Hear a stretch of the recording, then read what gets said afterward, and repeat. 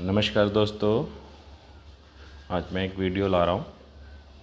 Video गाड़ी के विषय में है, कार के विषय में। कोविड-19 के बाद काफ़ी मंदी का दौर है।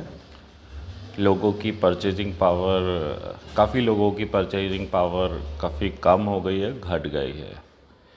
मैं एज ए प्रोफेशन एक अप्रूव्ड सर्वेयर हूँ और मेरा स्वयं का काम भी काफ़ी कम हो गया है।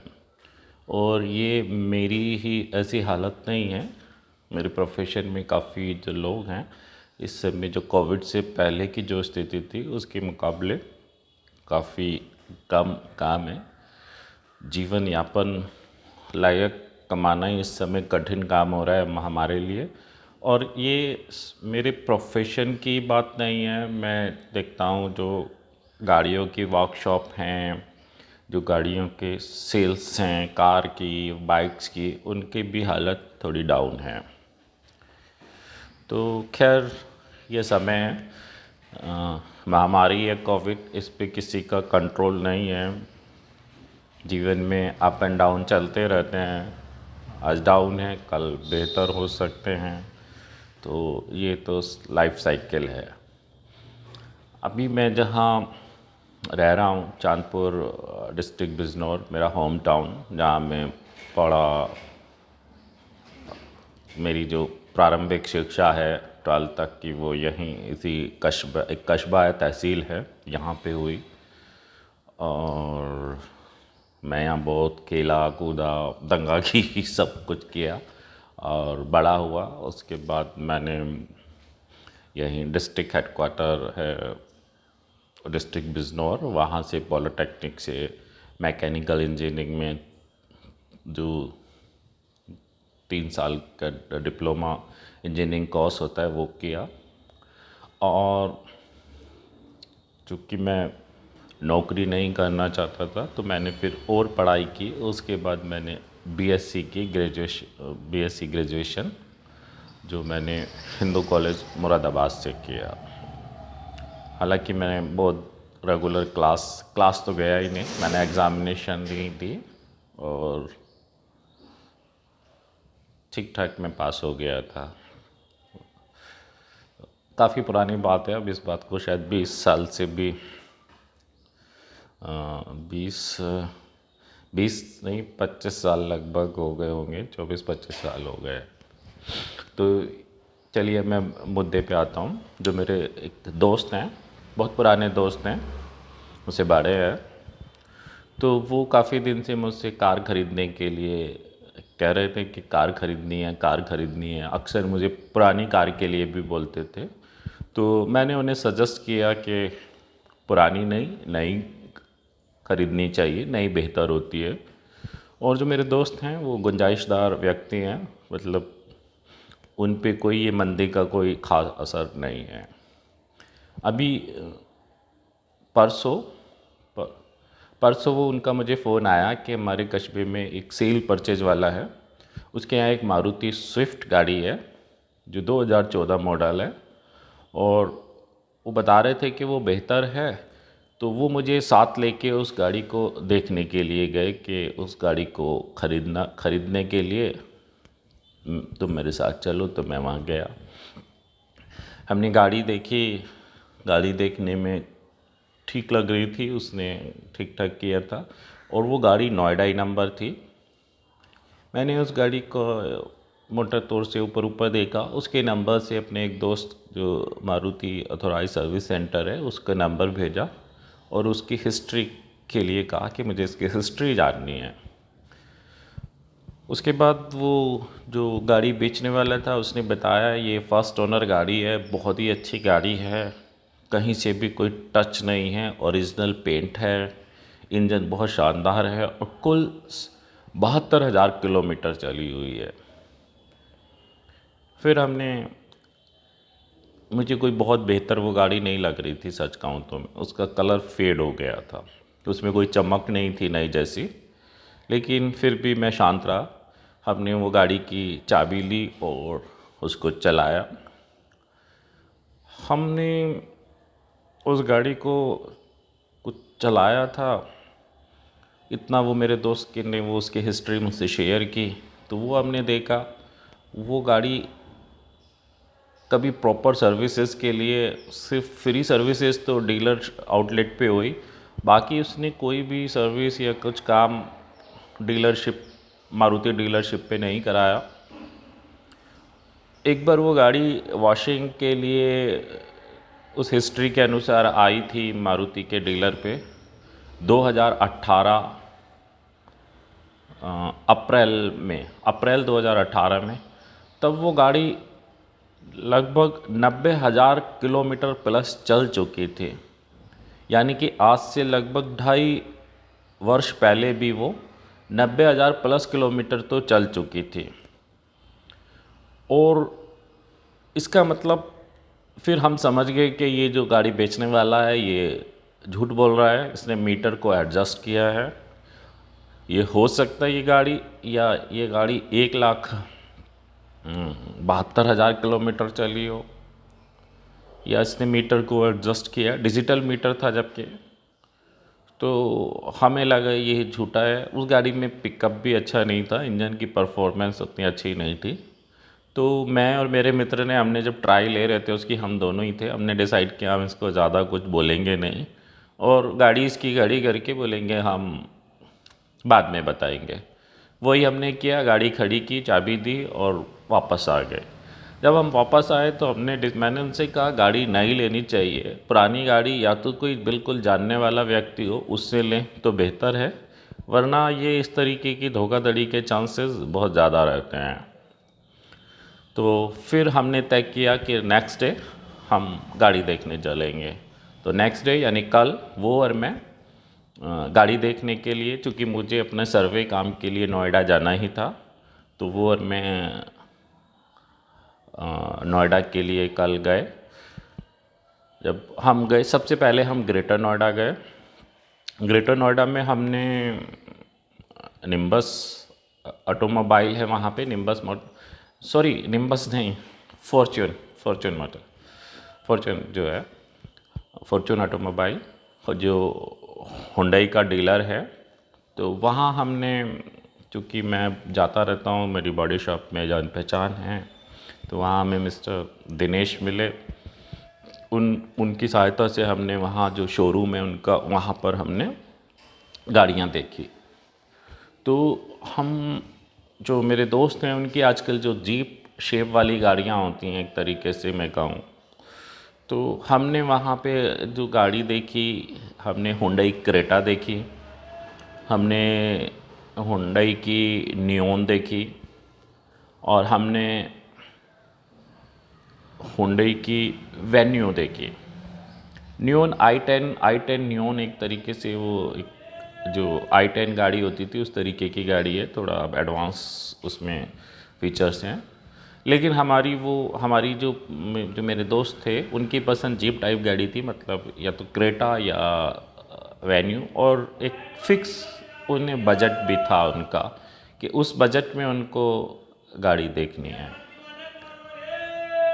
तो इसके बाद हमने फीचर्स देखे। जो क्रेटा थी वो थोड़ा ओवर बजट हो रही थी, महंगी थी, तो फिर हमने फोकस वेन्यू पे किया।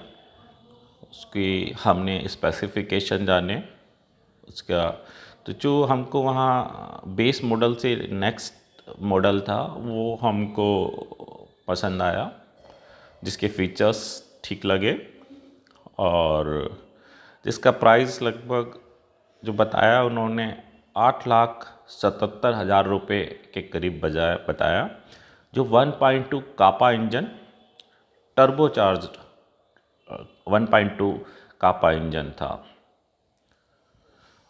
उसके बाद इतनी बड़ी गाड़ी देख के 1.2 लीटर इंजन देखना मुझे थोड़ा सा आश्चर्यजनक लगा, क्योंकि ये इंजन पहले i10 गाड़ी में आता था, 1.2 कापा इंजन।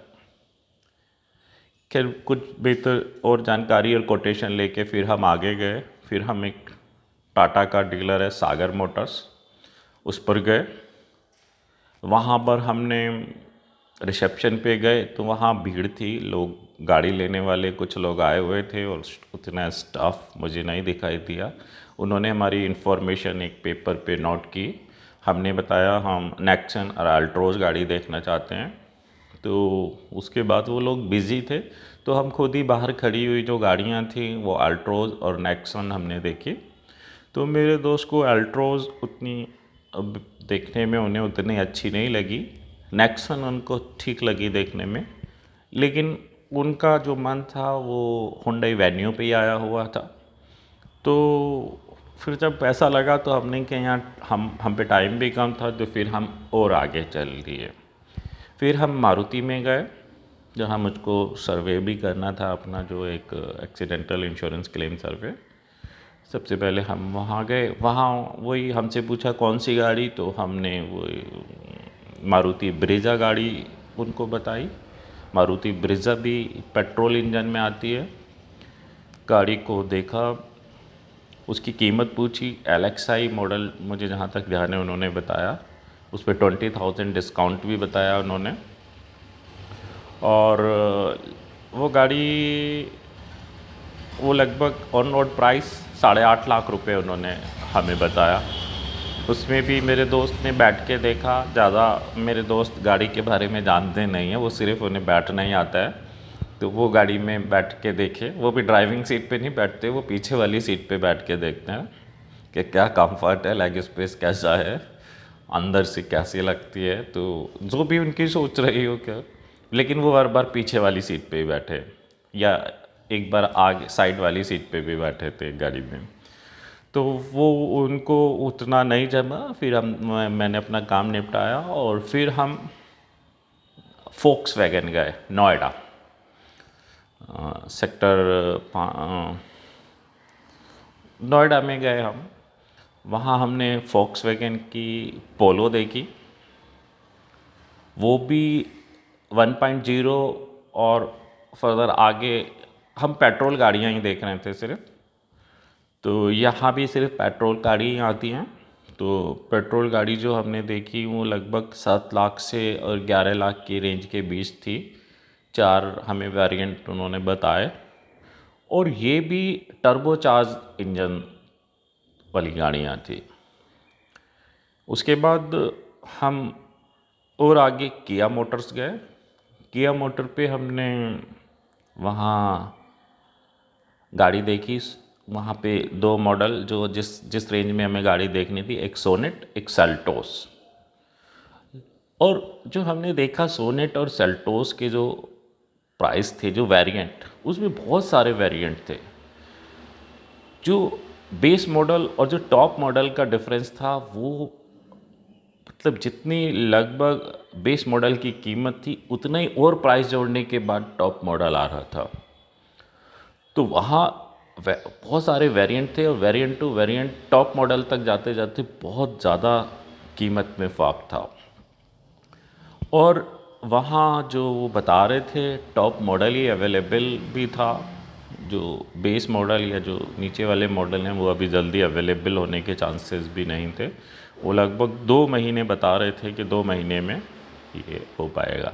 यहाँ भी हम पेट्रोल जो गाड़ियाँ हैं उन्हीं के विषय में मालूम कर रहे थे। फिर हमें यहाँ हमने कोटेशन ली, तो हमने जो एक बेस से थोड़ा ऊपर जिसमें नॉर्मल फीचर्स हों, तो हमने जो वो मॉडल पता किया, वो लगभग 9 लाख, ये जो सोनेट, ये क्या नाम, सेल्टोस सोनेट, जो सोनेट गाड़ी थी, सोनेट मॉडल जो था किया का, वो उसका कुछ मुझे अभी नाम ऐसे ठीक से उसका नहीं पता है, जो वर्जन जिसका हमने रेट पूछा, लेकिन जो हमारी रिक्वायरमेंट के हिसाब से और हमारे बजट के हिसाब से थी, वो 9,87,000 की उन्होंने हमें बताई पेट्रोल में, टर्बोचार्ज इंजन के लिए। और फिर हमने सेल्टोस की भी कोटेशन ली। तो सेल्टोस जो इसी तरीके का वर्जन, सेम इसी तरीके के फीचर्स में पेट्रोल इंजन में, वो 13 लाख प्लस की उन्होंने हमको कोटेशन दी। इसके बाद हमें रास्ते में एक नेक्सा, हम मारुति नेक्सा भी दिखाई दिया।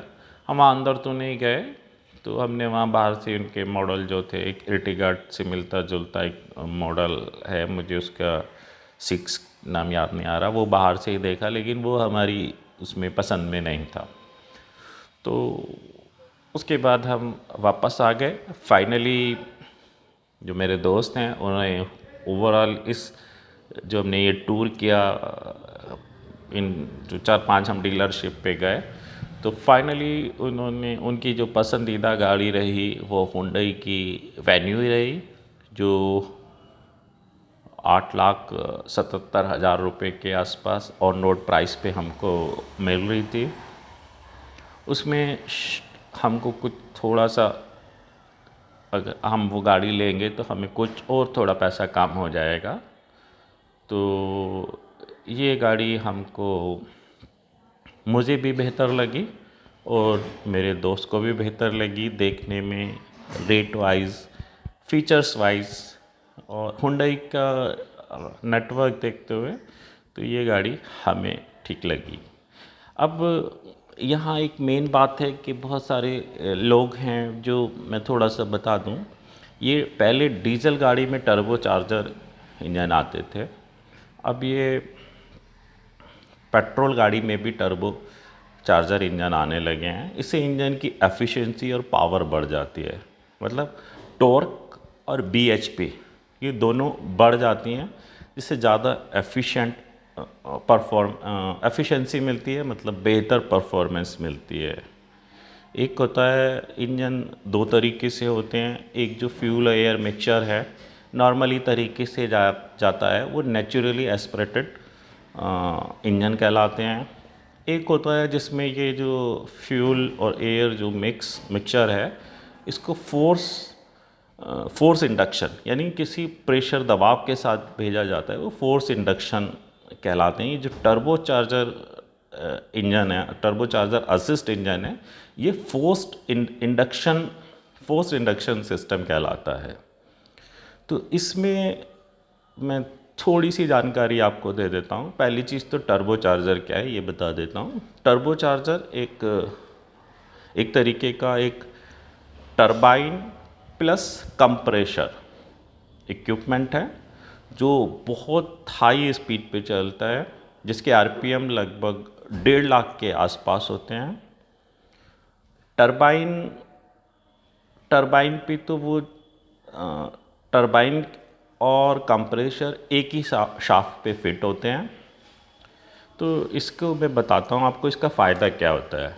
टर्बो चार्जर इंजन में जो इंजन से जो वेस्ट, जो साइलेंसर, जो गैस निकलती हैं, एग्जॉस्ट जो गैसेस होती हैं, जो साइलेंसर के थ्रू बाहर निकलती हैं, तो इंजन एग्जॉस्ट की जो गैसें हैं उसे एक पाइपलाइन के थ्रू ये जो टर्बो चार्जर है उसकी जो टरबाइन के ब्लेड हैं उस पे डाला जाता है। उससे जब वो गर्म गैसें स्पीड से पड़ती हैं उस टरबाइन के ब्लेड्स पे, तो जो टरबाइन ब्लेड्स हैं वो घूमने लगते हैं और वो बहुत तेज़ घूमने लगते हैं, इतनी स्पीड से वो जो एग्जॉस्ट गैसेज हैं वो आती हैं। उस टरबाइन के घूमने से वो शाफ्ट जो घूमती है, उसी शाफ्ट पे कंप्रेसर लगा होता है। तो कंप्रेसर जो एयर फिल्टर के थ्रू एयर आ रही होती है वो वहीं से गुजर रही होती है, उस एयर को कंप्रेस्ड कर देता है। तो जो एयर इतनी होती है उसको कंप्रेस्ड करके वो कम उसमें कर देता है जगह में। फिर वो चूँकि कंप्रेस्ड करने से एयर का टेम्परेचर नेचुरली बढ़ जाएगा, तो उसको फिर एक इंटरकूलर एक पार्ट होता है, उस इंटरकूलर पार्ट से भेजते हैं। Intercooler like that A radiator, वो उसमें फिन्स होती हैं, उससे गुजरता है और उससे वो डेंसर हो जाता है। जो एयर जो कंप्रेस्ड एयर है वो डेंसर हो जाती है और फिर उसको इंजन सिलेंडर में फ्यूल के साथ फ्यूल है उसके साथ डाला जाता है, जहाँ पे कंबस्टन होता है और पावर मिलती है। तो इसका फ़ायदा ये होता है कि कंप्रेस्ड डेंस जो एयर है वो फिक्स जगह में ज़्यादा क्वांटिटी में एयर को इंजन जो सिलेंडर है उसके अंदर भेजा जा पाता है, इस वजह से जिसकी वजह से ज़्यादा ऑक्सीजन और उसको बर्न करने के लिए ज़्यादा फ्यूल इंजन जो ये सिलेंडर है उसमें जाता है, जिसकी वजह से ज़्यादा बर्न होता है, मतलब ज़्यादा आग लगती है, एक तरीके से मैं सिंपल भाषा में कहूँ, या ज़्यादा प्रज्वलन उसके अंदर होता है। ज़्यादा फ्यूल उसमें बर्न होने की वजह से ज़्यादा पावर मिलती है, और ये ज़्यादा, जिसकी वजह से इस इंजन से हम ज़्यादा फ्यूल, ज़्यादा एयर भेज के और ज़्यादा पावर मिल पाती है, इसलिए हमें ज़्यादा बीएचपी और ज़्यादा टॉर्क मिलता है। तो ये फोर्स्ड इंडक्शन सिस्टम कहलाता है। ये पहले नहीं आता था, पहले नेचुरली एस्पिरेटेड इंजन ही आते थे।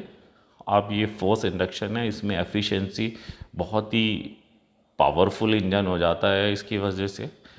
हालांकि इस प्रकार के जो फोर्स इंडक्शन सिस्टम है उसमें मेंटेनेंस ज़्यादा होता है, इंजन की लाइफ नेचुरली एस्पिरेटेड इंजन के मुकाबले कम होती है, क्योंकि यहाँ फोर्स है तो वियर एंड टियर ज़्यादा होने की संभावना रहती है, लेकिन पावर, बहुत ज़्यादा पावर होती है। तो जो हमने कल गाड़ियाँ ये देखी, मोस्टली पोलो देखी, किया देखी, और ये जो हुंडई की हमने वेन्यू देखी जो पेट्रोल इंजन थे, ये मोस्टली ये गाड़ियाँ टर्बो चार्ज असिस्ट इंजन थे। और अभी खैर हमने ये गाड़ी चलाई तो नहीं है, लेकिन एक टेक्निकल एक्सपर्टीज़ के तौर पे मुझे लगता है कि ये गाड़ियाँ बहुत पावरफुल होंगी। जो उनके स्पेसिफिकेशंस थे उसके हिसाब से इन गाड़ियों में टॉर्क और बीएचपी बहुत ज़्यादा है वनिस्पत नेचुरली एस्पिरेटेड गाड़ियों के। तो हम मेरे दोस्त का जो मानना है, खैर वो इतना टेक्निकली नहीं जानते, उनको तो वो लुक्स में और बैठने में, लुक्स वाइज जो हुंडई की वेन्यू है वो उनको पसंद आई। हालांकि जो उनका बेटा है वो थोड़ा सा क्रेटा और किया की तरफ उसका थोड़ा सा रुझान था। और चूँकि मेरे दोस्त को बजट भी देखना था, तो बजट के हिसाब से हुंडई की वेन्यू उन्हें ठीक लग रही थी। तो कल ये हमने गाड़ी देखी। बाकी तो मंदी का दौर है, तो लेकिन कुछ लोगों की स्थिति अच्छी है, तो अच्छा है ये हमारे देश के लिए भी और इन डीलर्स के लिए भी। इतना पैसा खर्च किया हुआ है तो सेल्स होनी चाहिए। तो यही मेरा एक अनुभव था जो मैंने आपके साथ शेयर किया। अब मैं इसको यहाँ विराम देता हूँ। नमस्कार।